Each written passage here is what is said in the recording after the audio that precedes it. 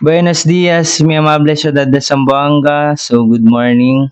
Today is the day we will tackle what is virtue ethics, the role of religion and ethics, and justice and fairness. But before we started, I want to introduce myself. My name is Archie Agan, and I'm your reporter for today. So, sit back and relax.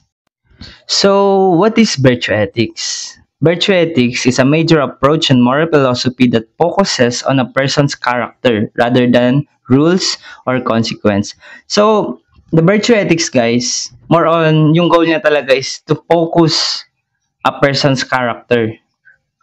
So, virtue ethics as what kind of person should I be instead of what should I do in this situation. Yung ibig sabihin na yun sa Tagalog is, anong klaseng tao ang dapat kong maging or ano ang dapat kong gawin sa situasyong ito. And also, virtue ethics teaches that morality comes from developing virtues, positive character traits such as honesty, courage, compassion, generosity, wisdom, and temperance.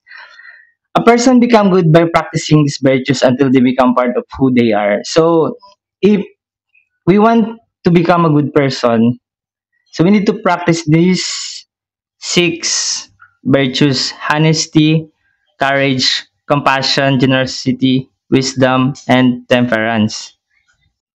And also, virtue ethics teaches that morality comes from developing virtues, positive character traits such as honesty, courage, compassion, generosity, wisdom, and temperance. A person become good by practicing these virtues until they become part of who they are. So, if we want to become a good person, so we need to practice these six virtues: honesty, courage, compassion, generosity, wisdom, and temperance. And all of us is curious if what is the origin of virtue ethics. So, virtue ethics is rooted in ancient Greek philosopher, two Greek philosopher, the famous philosopher Aristotle and Plato. So Aristotle emphasized developing virtues achieve eudaimonia, a flourishing, fulfilling life, and Plato emphasized cardinal virtues, wisdom, courage, and temperance, justice. Virtue ethics, guys, have four core principles. The first one is character over rules.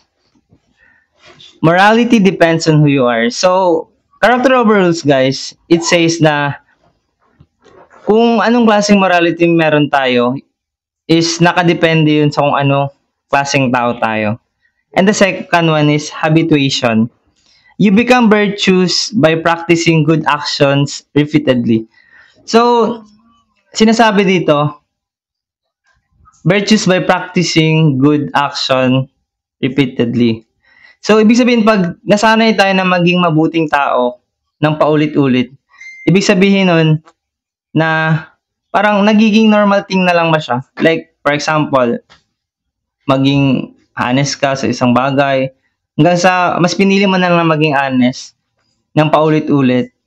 Ibang parang nagiging na-adapt mo na siya, na-adapt mo na yun, na parang normal na lang sa'yo na maging honest.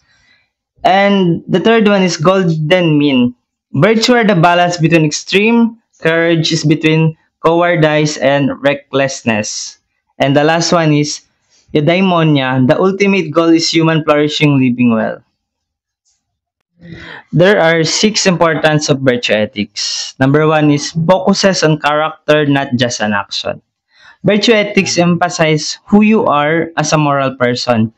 It teaches that morality is not only about following rules or analyzing consequence, but about developing a good and trustworthy character.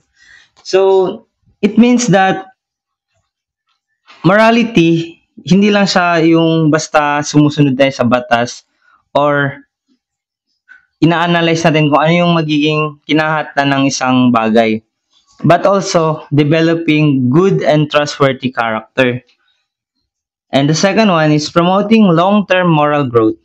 It encourages people to practice good habits like honesty, courage, and kindness until this become part of their personality. So, yung practicing good habits, it's like habituation. na yung sinasabi na nagsasanay tayo or we practice honesty, courage, and kindness. Yun mo parang pag nasasanay na tayo na ginagawa natin yun ng paulit-ulit, parang nagiging daily, ano natin, daily gawain na lang siya natin na parang normal na lang. The third one is guides real life behavior better. So it means life is full of complex situations where rules don't provide clear answers. Virtue ethics helps by asking, what would a good person do?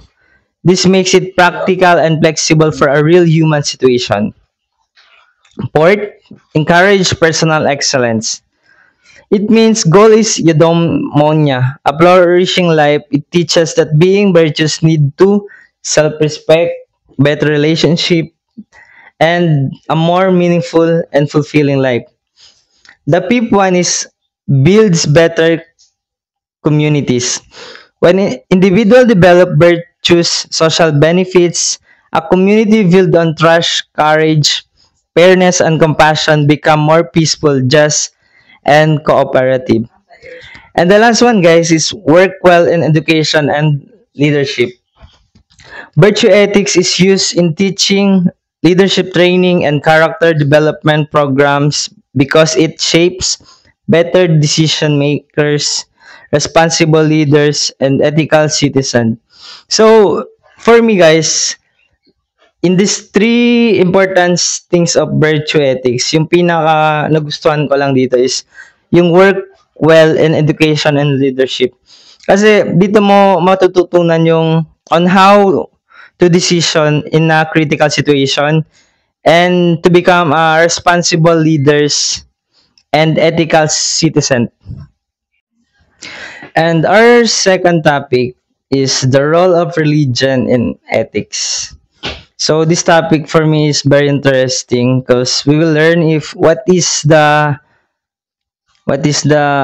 role of religion in ethics. Number one, provides moral guidelines. Most religions offer moral teaching, commandments, or laws that gives people on what is right and wrong. Example include is the Ten Commandments. So Ten Commandments for us is very familiar because especially for our Christian brothers and sisters, and also the five precepts in Buddhism, and I'm not too familiar with this. The last one is the Sharia moral code in Islam. So for me, as a person, religions give big impact in our life because if we don't follow God or if wala tayong paniniwala, di ba, mas parang yung fat natin sa life is parang magulo. That's why for me, religion is, there are big impact in ethics. The second one is shapes value and virtues. Religion encourages the development of virtues such as honesty, compassion, forgiveness, humility, and justice. So same as virtue ethics, guys, no? Dito naman sa rules in religion, sa ethics, meron din siyang honesty, compassion, forgiveness, and humility. So, yung pangatlo naman is gives meaning and purposes. So, yun na nga yung sinasabi ko. If wala tayong paniniwala, our life parang wala siyang meaning and walang purpose. So, ethics becomes stronger when people feel their action have spiritual meaning or contribute to a higher purpose. Religion often explains why certain behaviors matter. So, sinasabi dito na religion is give us a path on how to become a good person. And the fourth, builds moral communities. Religion creates communities that reinforce ethical behavior through shared beliefs, rituals, social expectations, support system. So, we both know naman, guys, diba, na there are many kind of religion. Siguro pero yung most I'm familiar with Islam and Catholic. So, meron tayong, in every religion kasi, we shared beliefs, meron tayong kanya-kanyang paniniwala, and other religion, meron silang mga ritual and social expectation. But, yung importante lang naman, even if we are not same religion, guys, basta be a good person lang, and the number one thing is respect. Yung respeto lang sa bawat isa. And the five is encourage accountability. Many religions teach that people are accountable to God or a divine being, karma or cosmetic justice, and a moral order. So dito sa three example na encourage accountability, yung parang most on familiar tayo dito is yung karma or cosmetic justice. Yun man parang wag mong gawin sa iba yung ayaw mong gawin sa'yo. Yan talaga yung parang common example dito. And the sixth one is inspire compassion and service. Religion often motivate acts of charity, kindness, service to the poor, helping others. So, ito yung parang trend nowadays, yung inspire compassion and service. Yung charity, kindness. Kasi, in modern technology ngayon, especially sa social media, mostly sa mga reels na nakikita natin, nagpapakita yung mga tao ng charity, kindness, service to the poor. Mostly nga yung mga ano guys, yung kino-content ng mga content creator, yung ganitong team na Conspire Compassion and Service. And the last one guys is answer deep moral questions. Religion helps people understand complex ethical issues by offering perspective on the meaning of life, human dignity, suffering, and justice. So, yung deep moral questions dito, guys. Even me naman, 'di ba? All of us, we are curious if what is the meaning of life, human dignity, suffering. Lahat kasi ng ito, guys, is parang mas malilearn natin if we have a faith or sa kanya-kanyang religion meron tayo. In-explain talaga siya kung ano yung meaning ng life. Especially yung suffer sa mga Catholic sa mga Catholic brothers and sisters natin, yung suffering ni God para sa atin. So, the last topic for today is justice and fairness. Justice and fairness are closely connected ideas in ethics. Both focus on treating people in the right way, but each has its own emphasis. So, justice means giving each person what they deserve. So, we're also familiar with this topic, no, the justice, kasi more on today, more on social media things, in-explain yung rights ng tao. So, justice have a four components: the rights, responsibilities, equality, and punishment. So, rights, respecting people's freedoms. So, all of us naman, dapat meron tayo nito na we need to respect people's freedom. Second one is responsibilities, making sure people fulfill their duties. Yun ang mga yung trend ngayon na flood control. Each leader should fulfill their duties. Kasi, yun yung responsibilities nila, di ba? Yun yung pinili nilang path to become a leader. Pero yun na nga, yung mga nangyayari ngayon. And the third one is equality. Treating people equally under the law. So, yung equality guys, it doesn't mean if you're poor or rich, dapat pantay-pantay tayo. We need to treat each other neutral. Hindi reason yung kumayaman ka or mahirap ka. And the last one is punishment and reward. So, each crime have an punishment. And lahat naman ng achievement is merong reward.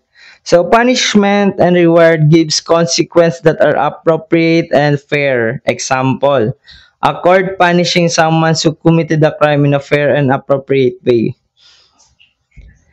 So, after the justice, guys, meron tayong fairness. Fairness means treating people without bias, favoritism, and discrimination. It focuses on equal opportunities, impartial decisions, sharing benefits and burdens, fears, and avoiding unfair advantage or disadvantage. So yung fairness naman, like for example, meron akong anak or I have a family or teacher ako. Or for example, ito yung example If I become a teacher and one of my student is my brother or sister. So, as a teacher, 'di ba, pinili ko yung passion ng pagiging teacher.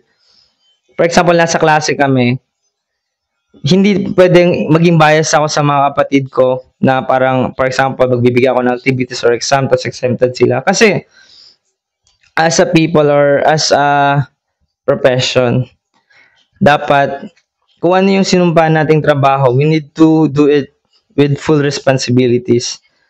So, ito na example, a teacher grading student using the same standard of everyone.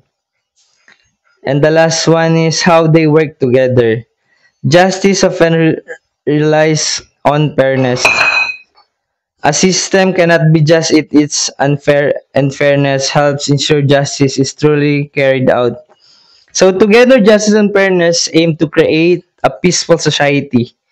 So, naniniwala ba kayo na if walang hustisya, wala tayong kapayapaan? So for me, I believe on that, di ba? Kasi pag wala tayong justice or wala tayong sinusunod na batas, magiging batas kasi natin yung sarili natin and it leads way para maging sakim or using power. Even if now, kahit na justisya, there are people also using their power, lalo sa mga higher higher position, like, you know, the second one is equal treatment. So yun na nga, hindi naman kasi hindi pwede yung batas or justice na maging one-sided lang. So before we decide if fiscal ka or ano man, we need to listen both side. And the last is trust in institution. And also respect among people. So that's all, guys, and I hope you learned a lot or you learned something about what I'm saying here. So that is virtue ethics, role of religion in ethics, and justice and fairness. So thank you for listening, guys, and hope you like and share my video.